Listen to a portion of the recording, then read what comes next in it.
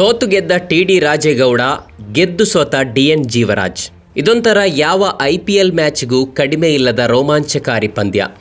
ಮೇ 13, 2023ರಂದು ಶೃಂಗೇರಿ ಶಾಸಕರಾಗಿ TD. ರಾಜೇಗೌಡರು ಆಯ್ಕೆಯಾಗ್ತಾರೆ. 2026 April 4ರಂದು ತಿರಸ್ಕೃತ 279 ಮತಗಳ ಎಣಿಕೆಗೆ ಹೈಕೋರ್ಟ್ ಆದೇಶ ನೀಡುತ್ತೆ. ಮೇ 2, 2026ರಂದು ಚುನಾವಣಾಧಿಕಾರಿ ತಿರಸ್ಕೃತ ಮತಗಳ ಜೊತೆ ಪುರಸ್ಕೃತ ಮತಗಳ ಎಣಿಕೆ ಮಾಡಿ ಜೀವರಾಜ್ ಶಾಸಕರಾಗಿ ಆಯ್ಕೆಯಾಗ್ತಾರೆ. ಇದರ ಬೆನ್ನಲ್ಲೇ ಮಾಜಿ ಶಾಸಕರಾದ ಟಿ.ಡಿ. ರಾಜೇಗೌಡ ಮೇ 8, 2026ರಂದು ಹೈಕೋರ್ಟ್ ಆದೇಶ ಪ್ರಶ್ನಿಸಿ ಸುಪ್ರೀಂ ಕೋರ್ಟ್ಗೆ ಮೇಲ್ಮನವಿ ಸಲ್ಲಿಸುತ್ತಾರೆ. ಮೇ 11, 2026ರಂದು ಶೃಂಗೇರಿ ಶಾಸಕರನ್ನಾಗಿ ಕಾಂಗ್ರೆಸ್ನ ಟಿ.ಡಿ. ರಾಜೇಗೌಡ ಅವರನ್ನ ಸೋಮವಾರ ಮರುಸ್ಥಾಪಿಸಿದ ಸುಪ್ರೀಂ ಕೋರ್ಟ್. ಟಿ.ಡಿ. ರಾಜೇಗೌಡರು ಶಾಸಕರಾಗಿ ಮರುನೇಮಕ ಆಗ್ತಾರೆ. ಶಾಸಕರಾದ 6 ದಿನಗಳಲ್ಲಿ ಡಿ.ಎನ್. ಜೀವರಾಜ್ ಮಾಜಿ ಶಾಸಕರಾಗ್ತಾರೆ. ಏಪ್ರಿಲ್ 6, 2026ರಿಂದ ಮೇ 11, 2026ರ ನಡುವಿನ ಕೇವಲ 1 ತಿಂಗಳು 5 ದಿನ ಅಂದ್ರೆ ಕೇವಲ 36 ದಿನಗಳಲ್ಲಿ ಶೃಂಗೇರಿ ವಿಧಾನಸಭಾ ಕ್ಷೇತ್ರದ ಚುನಾವಣಾ ಫಲಿತಾಂಶದಲ್ಲಿ ಇಷ್ಟೆಲ್ಲ ಪಲ್ಲಟವಾಯಿತು. ಗೆದ್ದ ರಾಜೇಗೌಡರು ಸೋತರು, ಸೋತ ಜೀವರಾಜ್ ಗೆದ್ರು, ಮತ್ತೆ ಗೆದ್ದ ಜೀವರಾಜ್ ಸೋತರು, ಸೋತ ರಾಜೇಗೌಡರು ಮತ್ತೆ ಗೆದ್ರು. ಹೈಕೋರ್ಟ್ ನೈಜ ಆದೇಶದಂತೆ 2023ರಲ್ಲಿ ತಿರಸ್ಕೃತ 279 ಮತಗಳ ಮರುಪರಿಶೀಲನೆ ಮತ್ತು 2023ರಲ್ಲಿ ಪುರಸ್ಕೃತ ಮತಗಳ ಎಣಿಕೆಯಲ್ಲಿ ಅಂತಿಮವಾಗಿ ಟಿ.ಡಿ. ರಾಜೇಗೌಡರ ಗೆಲುವಿನ ಅಂತರ 201ಕ್ಕೆ ಬದಲಾಗಿ 202 ಆಯಿತು. ಈಗ ಸುಪ್ರೀಂ ಕೋರ್ಟ್ ಹೈಕೋರ್ಟ್ನ ತೀರ್ಪಿಗೆ ತಡೆ ನೀಡಿರೋದ್ರಿಂದ ರಾಜೇಗೌಡರ ಗೆಲುವಿನ ಅಂತರ ಮೇ 13, 2023ರ ಚುನಾವಣಾ ಫಲಿತಾಂಶದ ಪ್ರಕಾರ 201. ಈ ನಡುವೆ ಏನೆಲ್ಲ ಘಟನೆ ನಡೆದು ಹೋಯಿತು?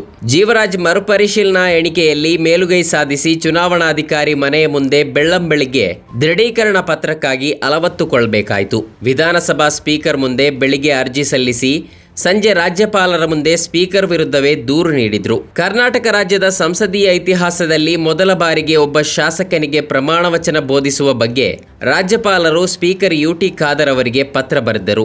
ದಾವಣಗೆರೆ ಬಾಗಲಕೋಟೆ ಉಪಚುನಾವಣೆಯಲ್ಲಿ ಗೆದ್ದ 2 ಶಾಸಕರು ಇನ್ನೂ ಪ್ರಮಾಣ ವಚನ ಸ್ವೀಕರಿಸಿಲ್ಲ ಅನ್ನೋದನ್ನ ಇಲ್ಲಿ ಗಮನಿಸಬೇಕು.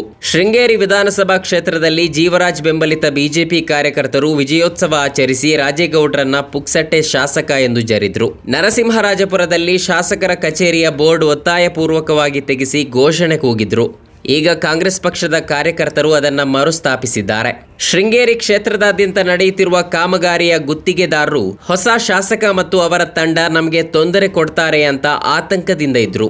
ಈಗ ಅವರು ನಿರಾಳರಾದ್ರು. ಮರುಪರಿಶೀಲನೆಯಲ್ಲಿ ಹೊಸದಾಗಿ ಕಂಡುಬಂದ ಹೊಸ ತಿರಸ್ಕೃತ ಮತಗಳ ಬಗ್ಗೆ ನ್ಯಾಯಕ್ಕಾಗಿ ಕಾಂಗ್ರೆಸ್ ಪಕ್ಷದ ಕಾರ್ಯಕರ್ತರು ಮತ್ತು ರಾಜೇಗೌಡರು ತಮ್ಮ ತಪ್ಪಿಲ್ಲ ಎಂದು ಜನರಿಗೆ ದೃಢಪಡಿಸಲು ದೇವರ ಮೊರೆ ಹೋದ್ರು. ತಾವು ಯಾವುದೇ ಮೋಸ ಮಾಡಿಲ್ಲ ಎಂದು ಕೊಪ್ಪದ ಅಧಿದೇವತೆ ವೀರಭದ್ರನ ಮುಂದೆ ಮತ್ತು ಗಬ್ಬಾನೆ ದೇವಸ್ಥಾನದಲ್ಲಿ ರಾಜೇಗೌಡರು ಮತ್ತು ಅವರ ಚುನಾವಣಾ ಏಜೆಂಟ್ ಸುಧೀರ್ ಕುಮಾರ್ ಪ್ರಮಾಣ ಮಾಡಿದ್ರು.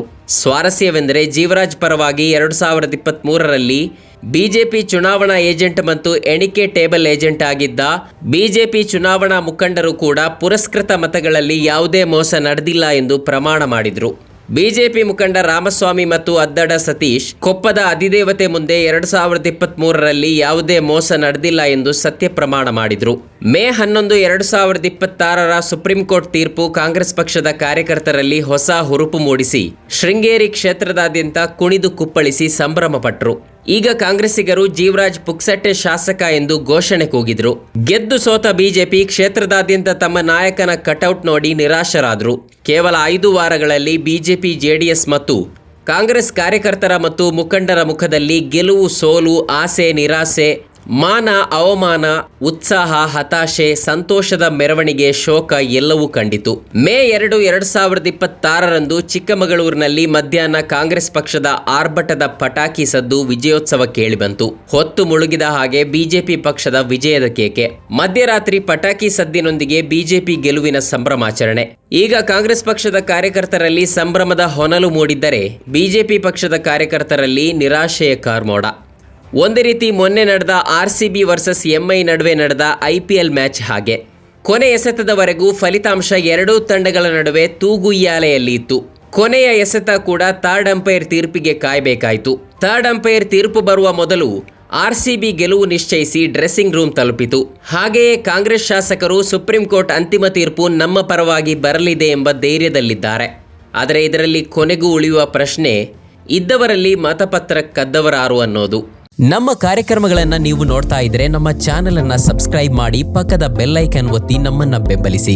ಹಾಗೆ ನಮ್ಮ ಕಾರ್ಯಕ್ರಮಗಳನ್ನ ಲೈಕ್ ಮಾಡಿ, ಕಮೆಂಟ್ ಮಾಡಿ, ಅದನ್ನ ಬೇರೆಯವರಿಗೂ ವಾಟ್ಸ್ಆಪ್ ಮೂಲಕ ಶೇರ್ ಮಾಡಿ. ನೀವು ಹೀಗೆ ಮಾಡಿದಾಗ ನಮ್ಮ ಚಾನೆಲ್ ಮತ್ತಷ್ಟು ಜನರಿಗೆ ತಲುಪಲು ನೀವು ನಮ್ಮೊಂದಿಗೆ ಸಹಕರಿಸಿದ ಹಾಗಾಗುತ್ತೆ. ಇದು ನೀವು ಯಾವುದೇ ಖರ್ಚಿಲ್ಲದೆ ಕೆಲವೇ ಸೆಕೆಂಡುಗಳಲ್ಲಿ ನೀಡಬಹುದಾದ ಸಹಕಾರ.